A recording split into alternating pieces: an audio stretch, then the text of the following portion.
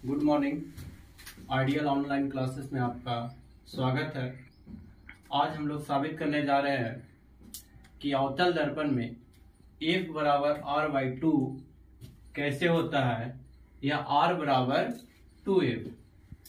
सबसे पहले हम लोग एक अवतल दर्पण लेते हैं। अवतल दर्पण उसको कहते हैं जो अंदर की ओर धंसा रहता है। इसका कुछ नाम ले लेते हैं। मैंने एक नाम ले लिया और दर्पण के बीच वाला हिस्सा को हम लोग ध्रुव कहते हैं और एक प्रधान अक्ष है, प्रधान अक्ष या मुख्य अक्ष, दोनों एक ही नाम है। एक AB आपतित किरण लेते हैं जो दर्पण से परावर्तन के बाद बिंदु F से होकर गुजरता है और परावर्तन के नियम से बिंदु C पर एक अभिलंब बनता है। ये आपका आपतन कोण हो गया और ये आपका परावर्तन कोण हो गया। क्योंकि ये भी एक आपतित किरण है तो आपतित किरण और अभिलंब के बीच में जो कोण बनता है उसको आपतन कोण कहते हैं और प्रवर्तित किरण और अभिलंब के बीच में जो कोण बनता है उसको परावर्तन कोण कहते हैं।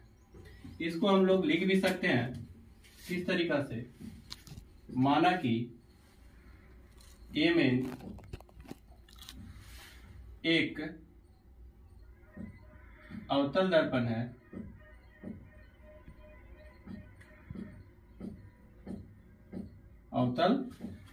है जिस पर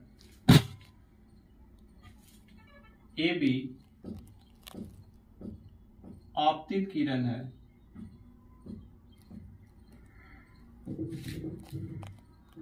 जो कि दर्पण से परावर्तन के बाद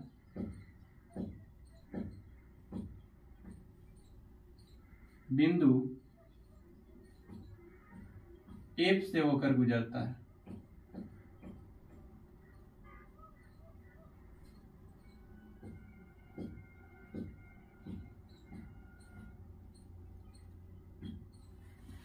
F से होकर गुजरता है। C वक्रता केंद्र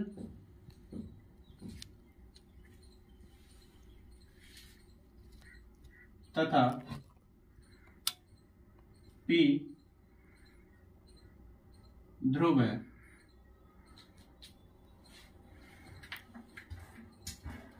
अब देखेंगे हम लोग त्रिभुज ABC, त्रिभुज नहीं, कोण ABC, कोण यहाँ पे जो बना है आपका AB और C, कोण ABC जो बराबर होगा CBF के।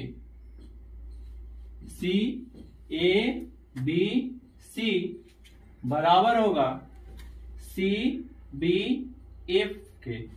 किस तरीका से, और बीच वाला जो आपका पॉइंट होता है वही कोण बनता है। तो जो दोनों का वैल्यू है वह किस नियम से हुआ, आपका परावर्तन के नियम से, परावर्तन के नियम से।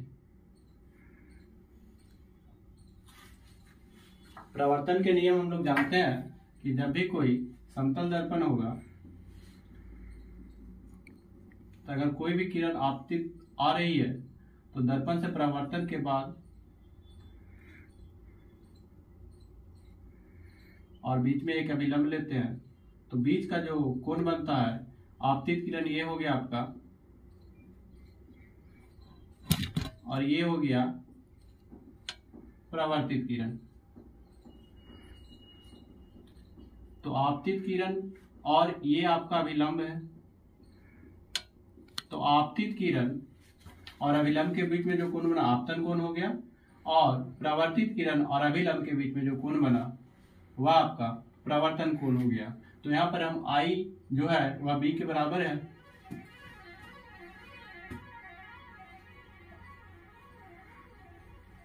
अब हम लोग देखते हैं कोण ABC जो कि बराबर है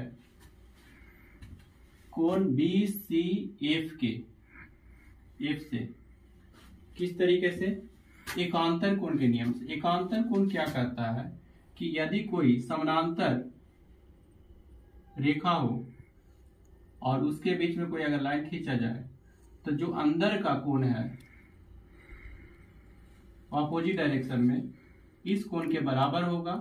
ये कोण आपका इस कोण के बराबर होगा। बाहर वाला बाहर के और अंदर वाला जो अंदर वाला है इसके बराबर होगा और ये अंदर वाला इसके बराबर होगा। यानी कि बाहर वाले के बराबर होता है और अंदर वाले के बराबर होता है, लेकिन एकदम तिरछा होगा। तो ये आपका एकांतर कोण के नियम से हो गया।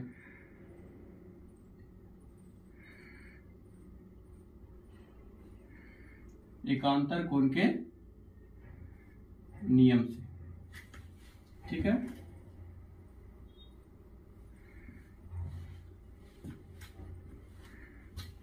इसको मान लेते हैं समीकरण 1 और इसको मान लेते हैं समीकरण 2। अब देखते हैं समीकरण 1 एवं 2 से जब लेफ्ट साइड वाला बराबर है ABC बराबर है CBF के और यहां पर भी ABC कोण बराबर है BCF के, तो जब लेफ्ट साइड वाला बराबर है तो राइट साइड वाला भी आपका बराबर होगा। कहने का मतलब यह हुआ कि अगर बायां पक्ष बराबर है तो दायां पक्ष भी क्या होगा? बराबर होगा। इसलिए CBF जो होगा वो बराबर होगा किसके? BCF के। अब देखते हैं चूंकि त्रिभुज BCF ये वाला BCF एक समद्विबाहु त्रिभुज है। BCF एक समद्विबाहु त्रिभुज है।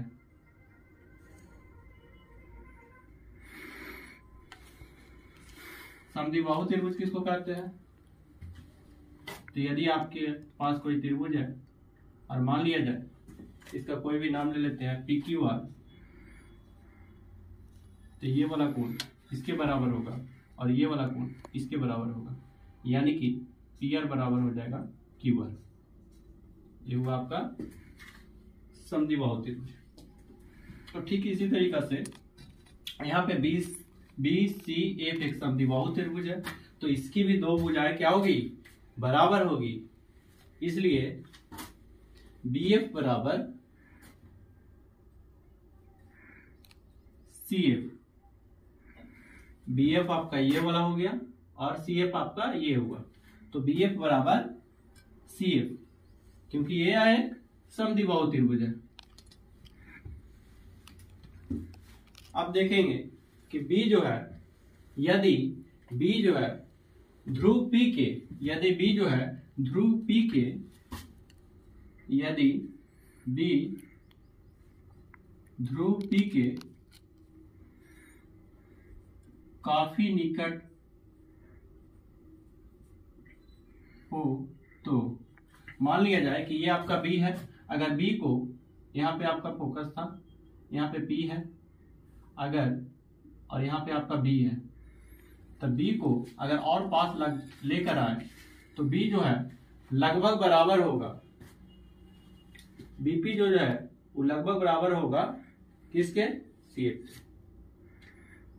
BF बराबर हो गया है CF के। यदि B ध्रुव P के काफी निकट हो तो PF बराबर CF, PF बराबर CF।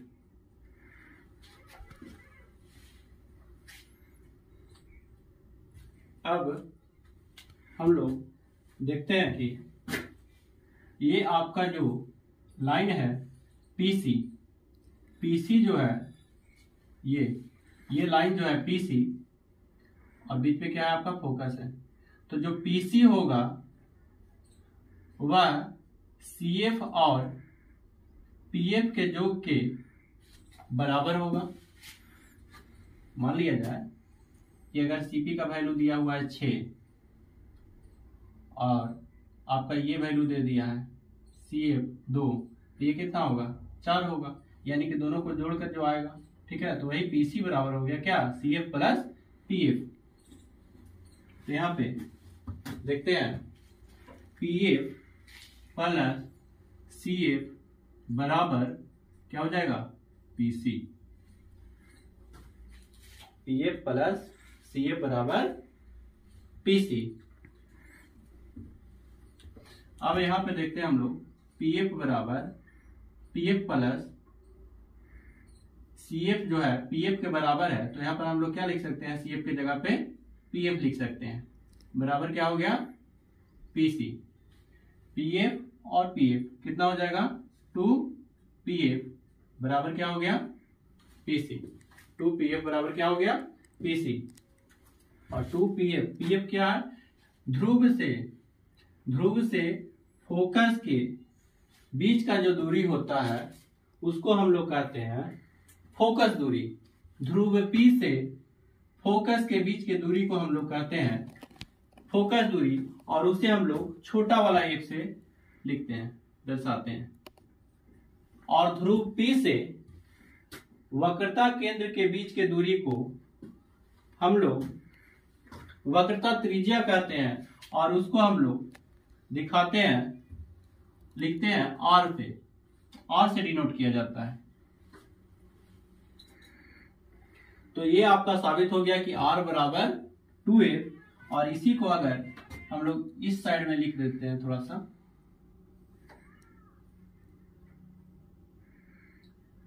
r बराबर f इधर है तो ये 2 उधर चला जाएगा, तो f बराबर क्या हो जाएगा, r/2। ये आपका सिद्ध हो गया।